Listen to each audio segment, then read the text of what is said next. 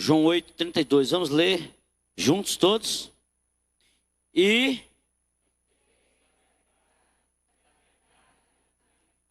o 36. Se, pois, o Filho vos libertar, verdadeiramente sereis livres. Há um preconceito muito grande em torno desta palavra. Há um preconceito muito grande, principalmente no que diz respeito no nosso meio cristão, no nosso meio presbiteriano. Há um preconceito muito grande com esta palavra. O que é libertação? Você é uma pessoa liberta? O que você tem feito para ser liberto? Há um preconceito nesta palavra.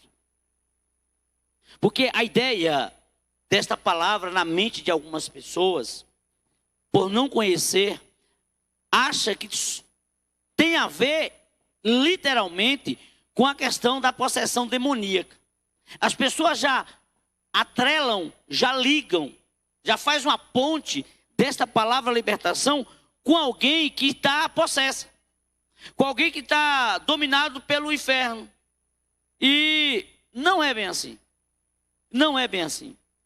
Por quê, pastor? Porque há áreas na minha vida e áreas na sua vida que, enquanto aqui vivermos, nós vamos precisar de libertação. Nós vamos precisar de cura.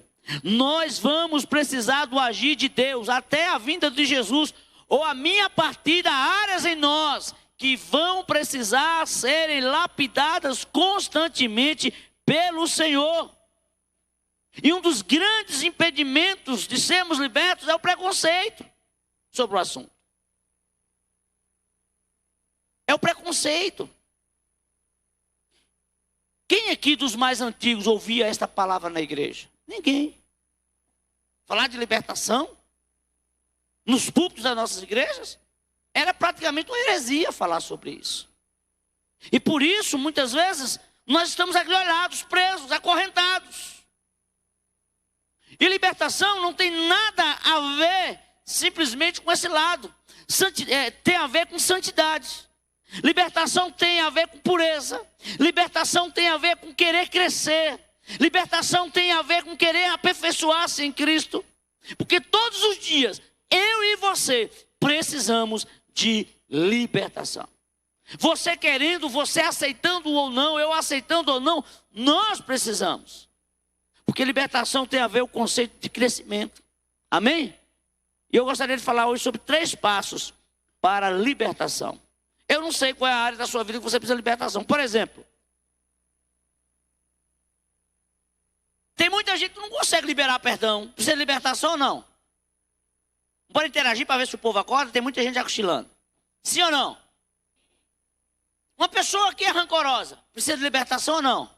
Uma pessoa que não libera perdão. Uma pessoa que não pede perdão. Uma pessoa que está de mal com a vida e com todos. Precisa de libertação. Uma pessoa que tem preguiça de participar dos cultos. Precisa de libertação. Precisa de libertação. Se nós temos preguiça de ler a Bíblia, precisamos de libertação, irmãos. Mal-humorado, precisamos. Nosso temperamento, nós precisamos todos os dias. A área na nossa vida que nós precisamos de libertação. Como é que outras coisas me atraem mais do que a presença de Deus, mais do que a palavra de Deus? Precisa de libertação. Então o primeiro passo para a libertação, em primeiro lugar, é ter a vontade para alcançar. Repita comigo, vontade para alcançar. Vontade para alcançar. Veja bem, vontade, muitas vezes nós estamos presos também à palavra vontade. Ah, eu tenho vontade. Não é nessa vontade que o texto está falando. Lá em Isaías 60, o profeta usa uma expressão, dispõe-te. Ele está dizendo, olha, com vontade, com intensidade, com determinação. Olha, jamais alcançaremos libertação se nós não tivermos vontade para alcançar. Quer ver a diferença de vontade para vontade? Parece uma redundância, mas não é. Mãe, eu estou com fome. Filha, tem comida, vai comer? Não, faz para mim, então não está com fome. Se a pessoa está com fome de fato e de verdade, ela vai até onde tem a fonte da comida. Ah, mas eu quero Deus na minha vida. Será que quer mesmo? Quem quer vai à fonte. Então quando Nós estamos falando da ideia de vontade para alcançar, é vontade com intensidade, é vontade com desejo de querer ver as coisas acontecer, e aquilo que depender de mim, eu farei para que eu seja. Repita comigo, aquilo que depender de mim, eu farei para que assim aconteça. Ah, eu quero ser liberto, mas não lê a Bíblia. Eu quero ser liberto, mas não ora. Ah, eu quero que isso mude na minha vida, mas não busca ao Senhor. Irmãos, na minha vida e na sua vida, a fonte é Jesus Cristo, é o Senhor. Então é preciso ter vontade para alcançar. E muitos não alcançam porque não tem vontade, não tem gana, não tem garra. Ah, eu quero trabalhar, mas não sai atrás de um trabalho, não vai colocar currículo, não ora, não busca, não vai atrás, não quer. Não quer. Então quando a gente quer mudança na nossa vida, quando a gente quer que as coisas aconteçam, nós vamos fazer de tudo que tiver ao nosso alcance para que isso aconteça. É vontade com intensidade. É o que diz o salmista no Salmo 42. O que o salmista diz? No Salmo 42, quem lembra? Por que estás abatida, ó minha alma? Por que te perturbas dentro em mim? Espera em Deus, pois ainda...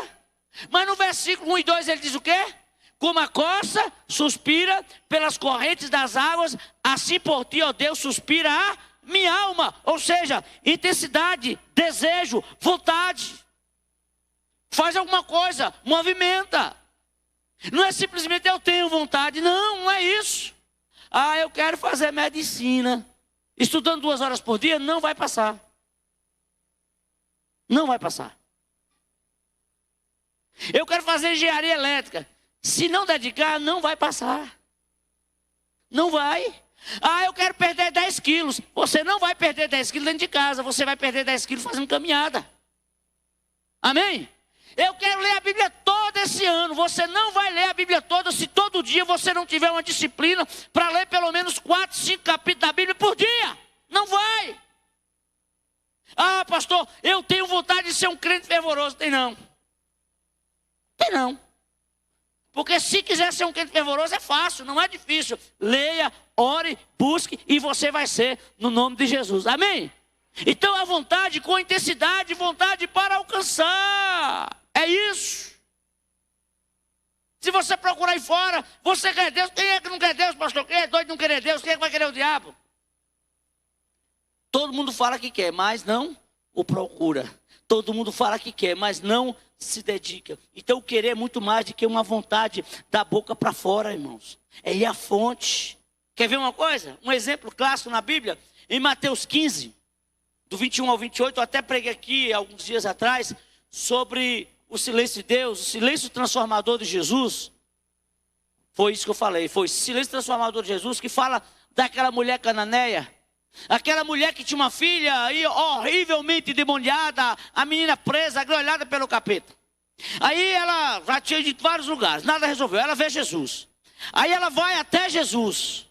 Aí Jesus não responde nada. E ela insiste, ela sabe, ela instiga Jesus. Os discípulos vêm e dão um fora nela e ela continua ali do lado de Jesus. Sabe por quê? Porque ela queria. E quem quer tem intensidade, quem quer não desiste, quem quer vai afora. É essa a ideia de querer. Então se você tem áreas na sua vida que você precisa de libertação, nessa noite você precisa ter vontade para alcançar. Olha para a pessoa que está do seu lado e diga, só alcança quem tem vontade com intensidade. Tem que ser, irmãos. Não adianta, eu estou assim, eu estou assado, não sei o que eu vou fazer? Um dos grandes problemas nossos, veja bem, eu quero falar uma coisa para você aqui. Falta de vontade de vir para a igreja, desânimo, vontade de não ler a Bíblia. Isso acontece com qualquer um, comigo. Mas pastor, com o senhor comigo. E eu sou diferente de vocês em quê? Agora, a gente precisa lutar contra a nossa natureza. A gente precisa lutar contra a nossa vontade. Lembra do que eu preguei domingo à noite aqui? Quem lembra? Eu falei sobre o que aqui? A vida da morte na morte. Ou seja, se eu quero viver, eu tenho que morrer. Eu tenho que morrer todos os dias para minhas vontades. Eu tenho que morrer todo dia para o que eu acho. Eu tenho que morrer todo dia para o que eu penso. Porque se eu quero viver, eu tenho que morrer para mim mesmo, para viver para Deus. Como Paulo diz, olha, já não sou eu que vive, mas Cristo vive em mim. E esse viver que tenho na carne, vive pela fé no Filho de Deus. Ou seja, morri. Morri para esse mundo, para viver para Deus. Então quem quer ser liberto precisa ter vontade para alcançar. Agora é um processo dolorido e nem todos nós queremos. Nós queremos os milagres, nós queremos as bênçãos, nós queremos que a nossa casa as coisas aconteçam, nós queremos um esposo maravilhoso, nós queremos filhos maravilhosos, nós queremos esposas maravilhosas, nós queremos vida financeira regular, nós queremos tudo de bom e não está errado querer, mas o que estamos fazendo? O que temos feito? É preciso entender isso. Tá ali, ó. Tem uns 30 anos aquilo ali ou mais. Lá na janelinha da porta da igreja. Tá de amarelinho ali. Lapão é do Senhor Jesus. Tá lá, 30 anos. Se não tiver mais. Nós esquecemos disso? Lapão vai ser do Senhor Jesus como? Será que nós temos vontade mesmo que Lapão seja do Senhor Jesus? Será que nós estamos com essa vontade? Porque se nós tivermos a vontade que Lapão seja do Senhor Jesus, o que a gente vai fazer? A gente vai semear a semente do Evangelho. A gente vai pregar, a gente vai testemunhar, a gente vai brilhar para a glória de Deus. Então a gente não pode ter um discurso e uma outra prática. Então nós precisamos nos libertar da nossa cegueira espiritual. Nós precisamos nos libertar do nosso egoísmo. Segundo passo para a libertação. Primeiro, nós falamos a vontade para alcançar. Segundo passo para a libertação, perseverança para suportar. Eu tenho que ter vontade para alcançar, mas em segundo lugar eu preciso ter perseverança para suportar. Por quê? Porque tem luta. Tem luta. Você é casado até hoje por quê? Porque você está perseverando para suportar. Como eu já falei aqui, a única mulher que não precisa lutar para suportar o marido é Márcia, que ela casou com um anjo, o resto está no sal. Perseverança para suportar. E a Amanda está lá, e Michel também. Irmãos, suportar. Perseverança para suportar as lutas. Não é fácil lutar, não é fácil os desertos, não é fácil. Aí você fala, pastor, o senhor não sabe o que eu estou passando. Eu não sei o que você está passando, mas certamente o que você está passando não é fácil. É difícil, é complicado. Mas é preciso perseverar para suportar. E há um texto que eu gostaria de ler com os irmãos em Hebreus, no capítulo 10, que os irmãos conhecem, do versículo 32 em diante, que diz assim: lembrai-vos, porém, dos dias anteriores, que depois de iluminado, sustentasse grande luta e sofrimento. Ora, exposto como espetáculo, tanto de opróbrio quanto de tribulação. Ora, tornando-vos coparticipantes com aqueles que desse modo foram tratados. Porque não somente vos compadeceste dos encarcerados, como também aceitaste com alegria o espólio dos vossos bens, tendo consciência de possuir vós mesmos tesouro superior e durável. Não abandoneis, portanto, a vossa confiança, ela tem grande galardão. Com efeito, tendes necessidade de perseverança, para que, havendo feito a vontade de Deus, alcanceis a promessa. Porque dentro de pouco tempo, aquele que vem virá e não tardará. Todavia, o meu justo viverá pela fé. Se retroceder nele, não se compraz a minha alma. Nós, entretanto, não somos dos que retrocedem para a perdição. Somos, entretanto, da fé para a conservação da vida. Estão entendendo, irmãos? Perseverança para suportar.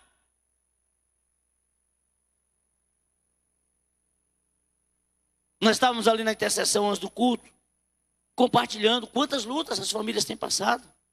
Nós nos reportávamos ali para a Gameleira. Em 15 dias, 2 pessoas da mesma família. Uma sobrinha e uma tia, infarto. Famílias sofrendo, as famílias, sabe, sendo dilaceradas pela dor da perca. Mas aí é onde a gente precisa entender uma coisa. A nossa vida aqui tem um ciclo. Eu não sei quantos anos, mas tem. E a gente precisa entender, e a gente precisa compreender essas coisas, suportar. O que te incomoda, peça a Deus para trazer a libertação. O grande problema é que muitas vezes a gente acostuma com a situação que nós estamos vivendo.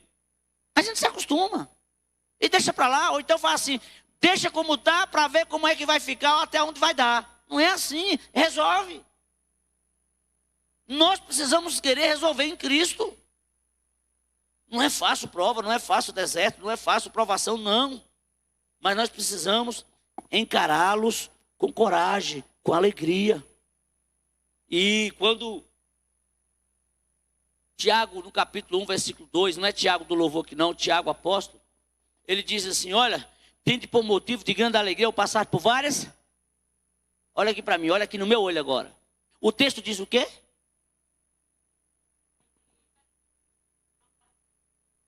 A Bíblia está certa ou está errada?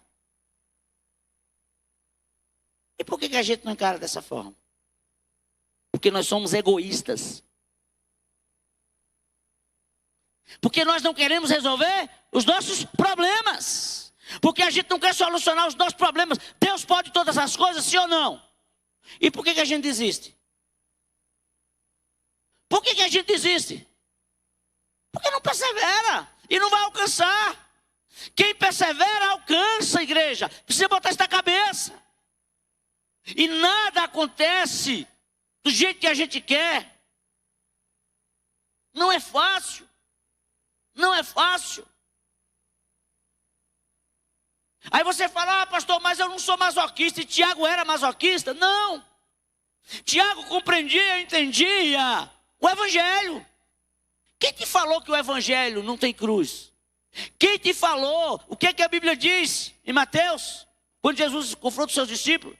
Aquele que quiser vir após mim, negue a si mesmo, tome a sua cruz e siga-me. Olha aqui para mim que eu vou lhe dar um conselho. Não fique com raiva de mim, pelo amor de Deus. Ainda bem que está tudo gravado. Se você não quer um evangelho de cruz, tu está no lugar errado.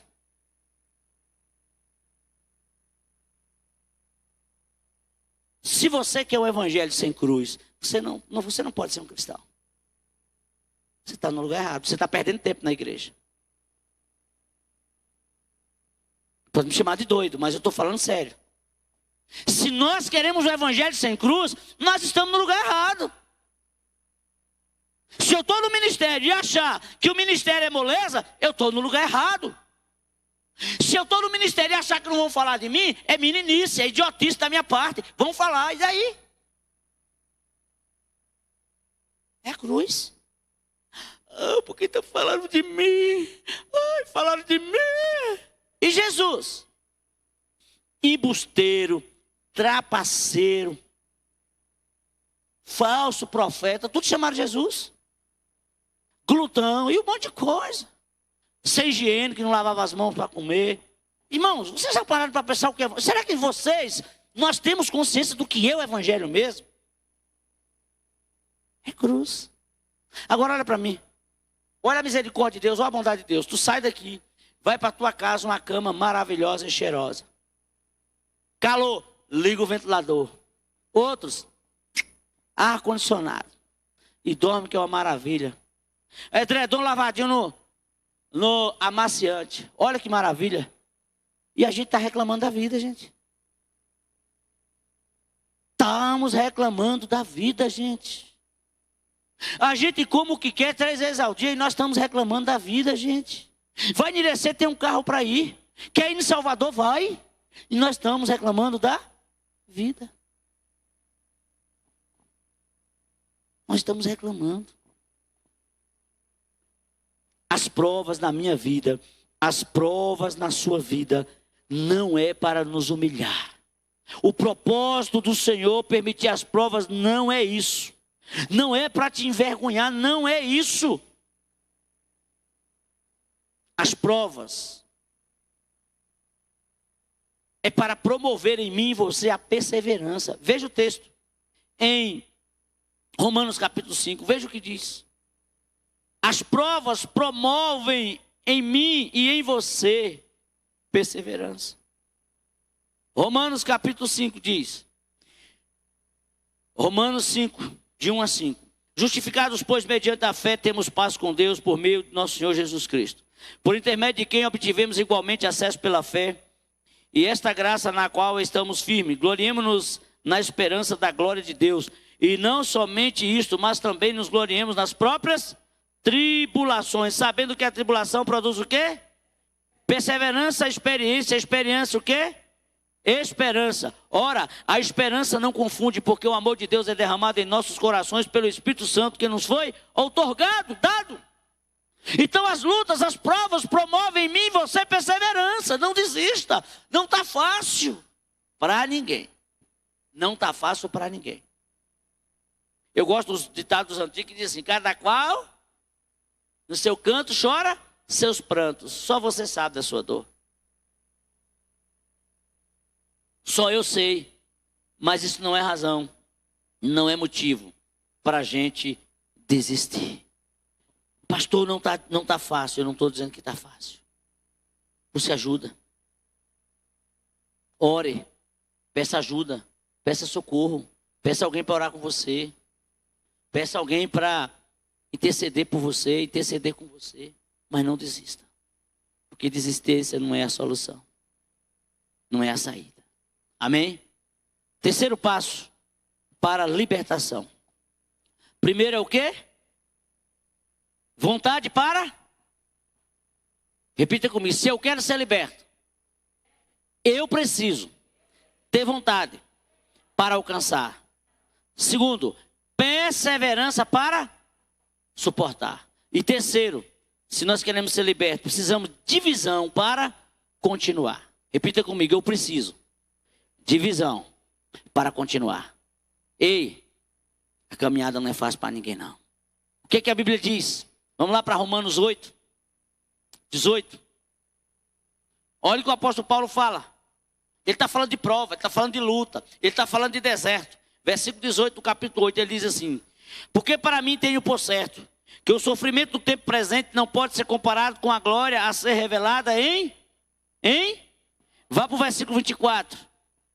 Paulo diz: porque na esperança fomos salvos. Ora, a esperança que se vê não é esperança, pois os que alguém vê, como espera? Mas se esperamos o que não aguardamos, com paciência o aguardamos.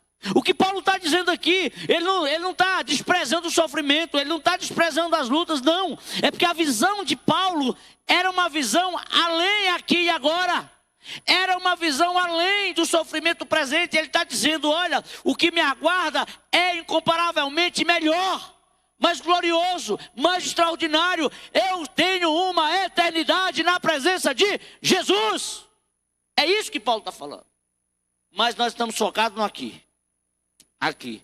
A nossa visão é aqui, ó. Só isso aqui. É por isso que a gente sofre tanto. Por causa da nossa falta de visão. Ele não desconsiderou o sofrimento. Mas ele disse para a igreja: olha, existe o problema, existe a dificuldade. Mas não podemos comparar com o que nos aguarda. O refrigério, a eternidade com Cristo é incomparavelmente melhor. Aí ele escreve aos Coríntios, no capítulo 15, versículo 19, ele diz: se a nossa esperança em Cristo se limitar apenas ao tempo presente, nós somos os mais infelizes de todos. Sabe qual é o problema nosso aqui? Olha aqui para mim. O seu problema é que tu está focado nisso aqui, ó. Lapão. Sabe do que você está focado? Nos seus bens. Sabe do que você está focado? Na roça, na fazenda, na casa, na conta bancária. No que eu vou poder fazer, o que eu vou poder juntar. É isso que você, por isso que você sofre. Esqueça essas coisas. Esqueçamos isso e vivamos em Deus. Não é jogar fora o que você tem, mas não deixar teu coração ser adoecido por essas coisas. E a gente está doente por isso, que tem que ter. Esse é o nosso grande problema. Falta de visão para continuar. Eu não estou dizendo que você não deva trabalhar, eu não estou dizendo que você não deva conquistar, não é nada disso. Mas que tudo isso na sua vida e na minha vida seja uma coisa natural. Amém? Natural. Mas a gente quer ficar rico. Aí cai na condenação do diabo e esquece de Deus. É isso que Paulo fala a Timóteo. Muitos querendo ficar rico, caem na condenação de Satanás. A gente precisa libertar desse negócio. Os irmãos estão entendendo o que a gente está falando? Os irmãos estão entendendo? Tem que trabalhar, tem que lutar, tem que conquistar de forma natural. Natural. Precisa morrer. Tem gente que está doente, pode pagar uma consulta, mas não vai gastar R$ 300. Pode fazer uma cirurgia, mas o SUS está demorando, morre sem fazer a cirurgia. Podia ter vendido uma tarefa de terra e fazer a cirurgia e viver mais 10 anos. Mas o espírito de miséria não deixa. Porque eu juntei, eu conquistei, eu não posso vender. Porque papai falou, mamãe falou, que quando a gente está junto, a gente não vende. Onde é que está isso na Bíblia? Tudo que Deus te deu é para você usufruir. Não é para você deixar confusão para os outros, não, gente. Então, muitas vezes, falta visão. Visão. Tem gente que prefere ficar cego do que gastar 20 mil e fazer uma cirurgia para olhar, para ver. Para não gastar, para não vender. Para não desfazer. Falta de visão. Precisa de libertação. Libertação. O reino de Deus é maior do que nós. É maior do que o que a gente pensa, do que a gente imagina. Veja uma coisa que vai ajudar a mim e a você. Abra sua Bíblia em Hebreus 12. Hebreus capítulo 12. É preciso visão para continuar, para que sejamos libertos. Olha o que o escritor diz. Portanto, também nós, visto que temos a rodear-nos tão grande nuvem de testemunha, desembaraçando-nos de todo o peso do pecado que tenazmente nos assedia, corramos com perseverança a carreira que nos está proposta.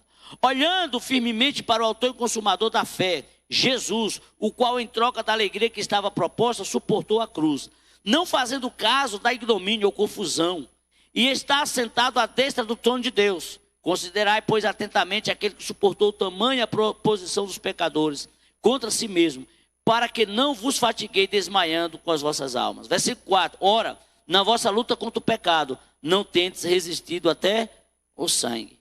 Visão. Olhe para o Senhor. Nós vamos vencer. Agora, o pecado é como a tenaz, ele cola e nos embaraça. A gente precisa desembaraçar. E a falta de visão do reino de Deus é pecado. Embaraça-nos.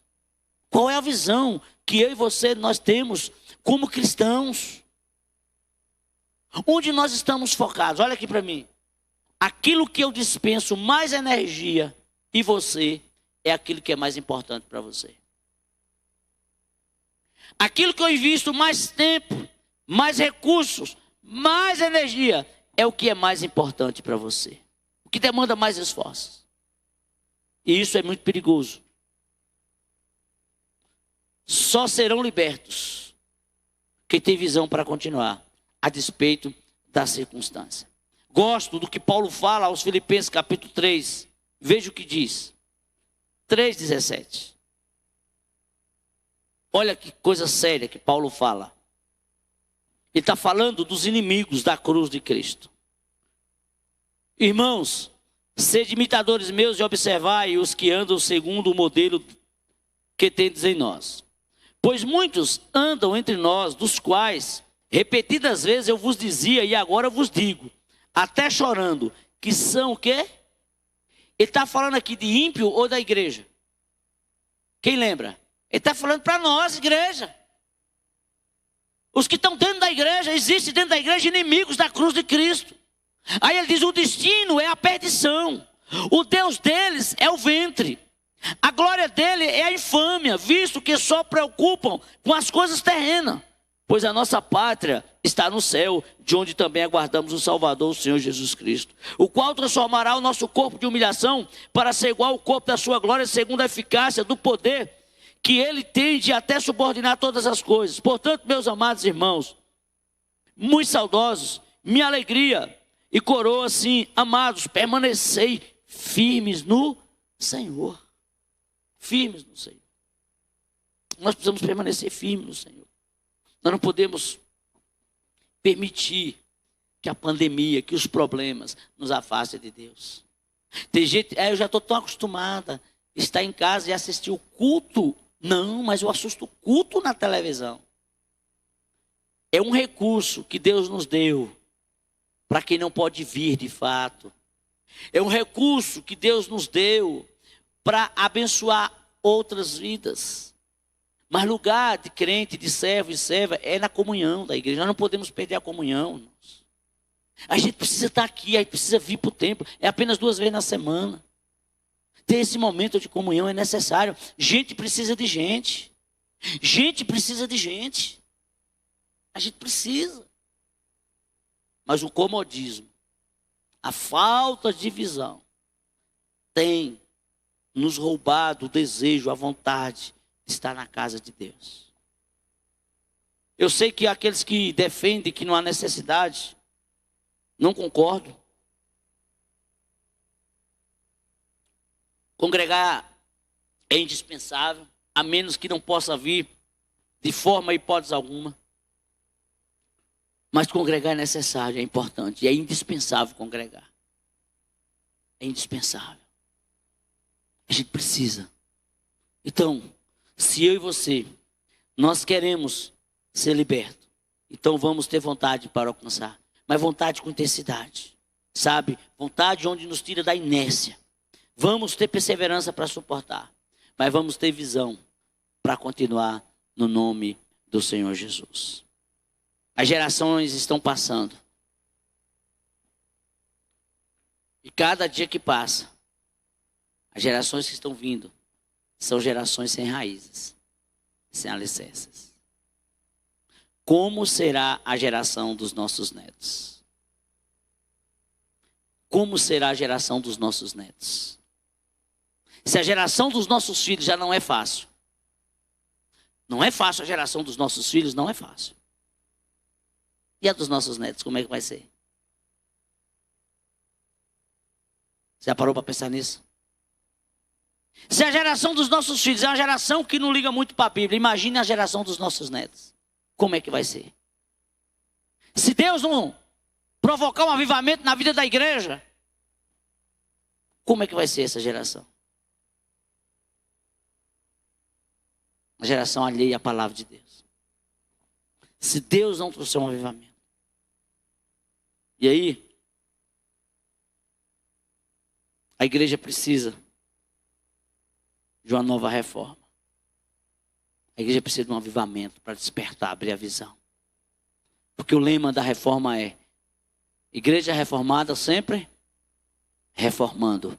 Cristão transformado sempre transformando. E as raízes, o fundamento da nossa igreja é a palavra, é Cristo, é a graça. E a gente tem desprezado.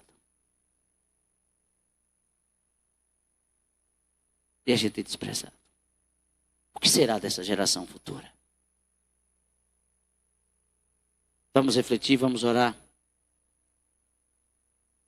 Vamos sonhar como o povo de Deus em Babilônia. Nós ficamos como quem sonha, então a nossa boca se encheu de riso. Quando o Senhor restaurou a nossa sorte, vamos pedir a Deus que restaure a nossa vida, a nossa casa, a nossa família. Restaure em nós o prazer pela palavra de Deus. Restaure em nós a alegria da palavra de Deus. Vamos orar. Peça isso ao Senhor. Deus, restaura em mim o prazer, a alegria de estar na tua casa, a alegria de poder ter contato com a tua palavra, a alegria de poder celebrar o teu nome junto com os irmãos. A alegria que há muito tempo muitos perderam, esse prazer, essa alegria. A vida, a correria, o dia a dia, as loucuras do mundo, sabe? Mas nós precisamos pedir ao Senhor que ressuscite isso em nós. Alegria. Assim como muitas vezes temos alegria para tantas outras coisas. Temos disposição para tantas outras coisas. Vamos pedir a Deus. Ore ao Senhor por você mesmo. Se você está com alguém do lado do banco aí, ore com essa pessoa. Diga: Deus, restaura na vida do meu irmão, da minha irmã, prazer, alegria. Eu sei que o deserto não é fácil. Deus, dê vontade para alcançar. Perseverança para suportar. E visão para continuar.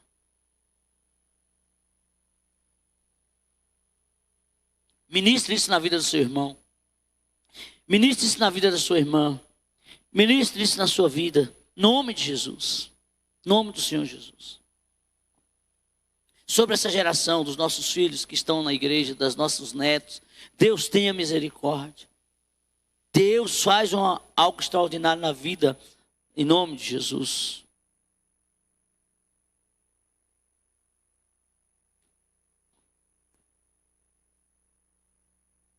Meu Deus, para onde iremos nós? Tenha misericórdia de nós.